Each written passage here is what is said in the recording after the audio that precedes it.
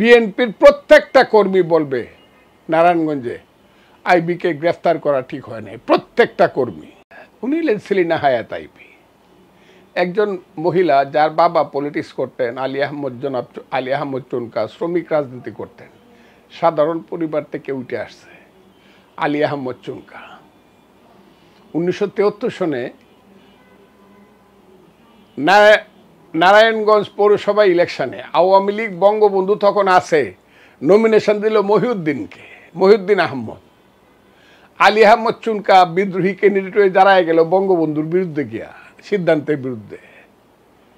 সেইখান থেকে আলী আহমদ চুনকার উত্থান, সে চেয়ারম্যান হয়ে গেল পৌরসভা। সেই আলী আহমদ চুনকার মেয়ে, যিনি সারা জীবন আওয়ামী লীগ করে গেছেন, বাইরে থাকতেন, আসতেন। আমার কাছে মনে হয়েছে একজন নারী,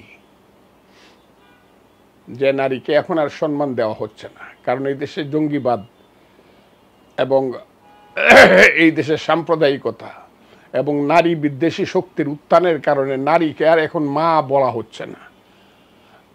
নারীকে এখন দেখা হচ্ছে খুব নিকৃষ্ট ধরনের একটা প্রাণী হিসাবে। তারপরেও বলবো যে নারীরা আপাততকালে বাংলাদেশের রাজনীতিতে নিজের হিম্মত বা নিজের যোগ্যতা প্রদর্শন করে এই দেশে নিজেকে প্রতিষ্ঠিত করেছে, নারায়ণগঞ্জের মতো একটা সিটি কর্পোরেশনের বারবার মেয়র হয়েছে এবং তার বিরুদ্ধে একটা টাকা পয়সার কোনো অভিযোগ নাই, দুর্নীতির কোনো অভিযোগ নাই, খুন করেছে, মারামারি করেছে। আমি তো জানি এখন যদি ফ্রি করে দেয়, বিএনপির প্রত্যেকটা কর্মী বলবে নারায়ণগঞ্জে আইবিকে গ্রেফতার করা ঠিক হয় নাই, প্রত্যেকটা কর্মী। ওই যে শাহবাগে দেখতেছেন যত হাজার লোক, আইবির মতো একজন মহিলাকে এত দুর্দিনে দুঃসময়ে গ্রেফতার করতে গেছে, হাজার হাজার লোক হয়েছে। কি বলেন আপনি?